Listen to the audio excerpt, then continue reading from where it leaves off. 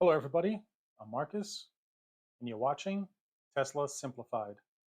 Thank you to all new subscribers, and welcome, everyone.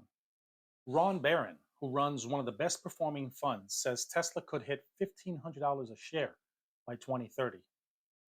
Shares of Tesla are currently up about 85% for the year, but Ron Barron, the founder of Barron Capital, says it's just a drop in the bucket compared to where the stock is eventually headed.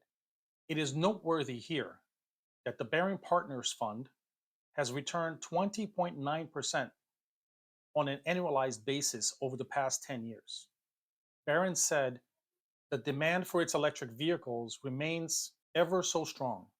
He expects Tesla shares to be trading at a whopping $1,500 by the end of this decade. Earlier this month, Tesla increased prices of its Model Y in the United States. That's likely to help with margins moving forward. Tesla-funded researchers discovered surprising details about lithium-ion battery discharges. A potentially crucial yet simple reason behind lithium-ion batteries' tendency to self-discharge has seemingly been discovered by researchers at the Tesla-funded Battery Research Center at Dalhousie University. This is being confused with phantom drain. Phantom drain is when a device, including a car or a cell phone, slowly discharges even though it wasn't used. This happens because the device is usually on a standby state, even if we may not know it. What researchers here have discovered is a bit different. They have discovered that even if a device is completely off, or even if batteries are unplugged from anything, they still self-discharge. Dr. Michael Metzger at Dalhousie University noted that a tape that holds electrons together in lithium-ion batteries could be a key contributor to the self-discharging process. Yes, a tape, like Scotch tape, made of plastic. It breaks down and creates a molecule that leads to the self-discharge. This molecule acts like lithium. It travels back and forth from the positive side of the electrode to the negative side, back and forth all the time. But unlike lithium, it does this even if the battery isn't being used. This was overlooked because no one looked at these inactive components until now. VW ID.4 recall. Before we start, we should differentiate two different types of recalls: a dealer recall and an over-the-air update recall. It shouldn't just be called recall. It makes a big difference in cost to the company and inconvenience to the customers. But I digress. A software glitch in the battery management system of the VW ID.4 that could abruptly stall the vehicle has forced the company to issue a dealer recall for almost 21,000 units. The car's software can reset itself under some conditions, and that in turn would cut the power to the car's motor. According to NHTSA, this affects ID.4s built between May 26, 2020 and January 20th, 2022. The problem surfaced in July 2021. By that September, VW had concluded there was no unreasonable risk to drivers, since steering and braking functions are not affected. By January 2022, VW's supplier told VW that the pulse inverter software had problems as well, problems that could lead to stalling and possibly leaving a driver and his family stranded in the middle of a busy highway. Owners will be contacted by the end of March and instructed to visit a VW dealership for installation of a software fix. Just to be clear, it's a software fix, but VW can't update the software over the air in 2023. Hertz only took delivery of half of its Tesla orders of 100,000 electric cars in 2022. Hertz said that it expects to have all 100,000 Tesla vehicles by the end of 2022, although Tesla didn't seem to be completely on board with it at that time. Today, Hertz disclosed that it ended the year with about 48,344 Tesla electric vehicles. The media is reporting that this is disappointing, since it appears that Hertz only took delivery of about half of its planned 100,000 Tesla vehicles.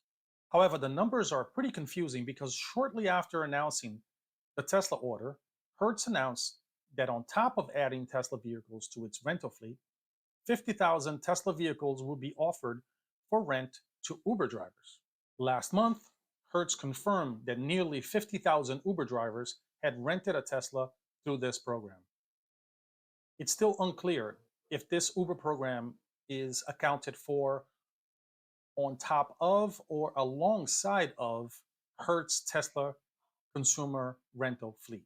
Hopefully, Hertz will clarify this in the future. Tesla Model Y inventory in the US is at lowest point since October 2022. So here is the reason Model Y long-range prices have gone up so much in the past couple of weeks. From $52,990 at the big price drop a while back to $53,490 last week, and then again to $54,990 a couple of days ago. But it's still a great buy if you subtract the $7,500 tax credit that brings you down to $47,990 minus possible state incentives, depending on where you live, of course, minus possible $6,000 to $10,000 in gas savings, depending how much you drive, and minus maintenance savings. The after savings price can be less than $40,000 for some people. Again, depending on which state you live and how much you drive. The more you drive, the more you save. What US state had the best EV incentive? I should make a video about this, but Oregon is likely the best or one of the best. You can get a brand new Model 3 rear-wheel drive in Oregon for as little as $30,630 after incentives, of course. The state will give up to $7,500 in addition to the $7,500 federal incentive. The state also has no sales tax. Makes me wish I lived in Oregon. In the Autofocus YouTube channel, Marcus Brownlee said that the infrastructure of the electric car isn't working. It's going to get worse for people when the customers are no longer early adopters. I agree 100%. In the video, he lumped together all charging companies, though. I think Tesla is doing it right, and EA is heading in the right direction. All others, including privately owned, need to get their stuff together.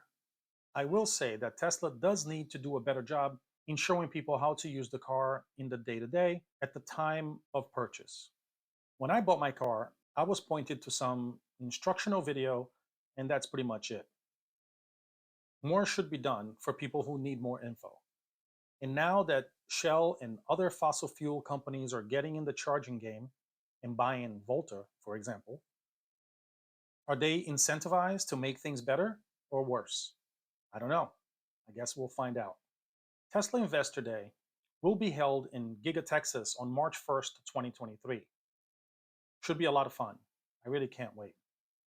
Elon said that he will reveal Master Plan Part 3, the path to a fully sustainable energy future for Earth, at this event.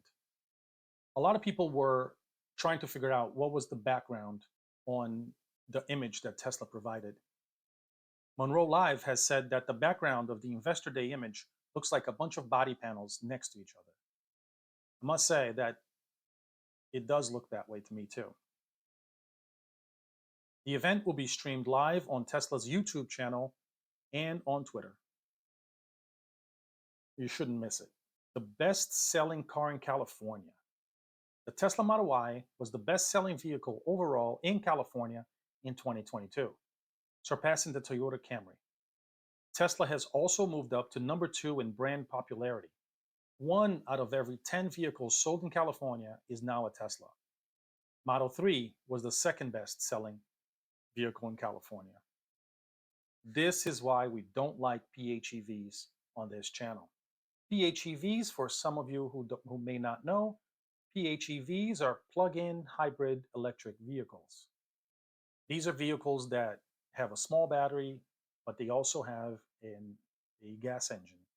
In city tests, PHEVs pollute 5 to 7 times more than advertised. 3 recent PHEV models, a BMW 3 Series, a Peugeot 308, and Renault Megane, emitted more CO2 than advertised when tested on the road, even when starting with a full battery. On top of that, they are the worst of both worlds. I do not suggest anyone should be buying these types of cars just to save a few bucks on gas. Elon Musk sent out a tweet today stating that FSD 11.3 is close to limited release. Just drove it through San Francisco and LA yesterday. Probably 11.3.2 is able to go wide. Tesla Semi spotted in Phoenix. Frito-Lay's Tesla Semi will be parked all weekend in downtown Phoenix for the Super Bowl and other activities. All 33 engines. Tomorrow, SpaceX plans on attempting Starship Super Heavy's first ever 33-engine static fire test. This will be the most powerful rocket ignition in history. And I will be watching live, and so should you. Yes, it's just an engine test, but this is historic. You wouldn't want to miss it. Starlink is now available in all of Brazil for the first time ever. Starlink is available in all of Brazil, even in the middle of the Amazon. I have family in Brazil. Starlink's cost is still high, but will hopefully come down in the future. It isn't competing with other internet providers, really. In a lot of the country, either you get Starlink or you don't have internet at all. And as far as the cost is concerned, I'm sure some people will open internet cafes again with Starlink, like in the 2000s, when the internet was out of reach of most people in Brazil. I remember when I first heard that Elon wanted to build an internet constellation and allow people in remote areas to have internet. I was in the middle of nowhere in Brazil, and I had to stand in one spot outside the house in order to make a call. Forgetting about surfing, web pages took hours to open. Netflix was a pipe dream. I hoped that the powers that be would place a cable, or at least a closer tower to me, so I would get to be inside the house and make a call without it dropping every few minutes. I thought it would take much, much longer than it has. So thank you, Elon, and thank you to everyone connected to SpaceX for your vision and your hard work. That's it for this video. Thank you so much. Please like and subscribe. I will see you next time.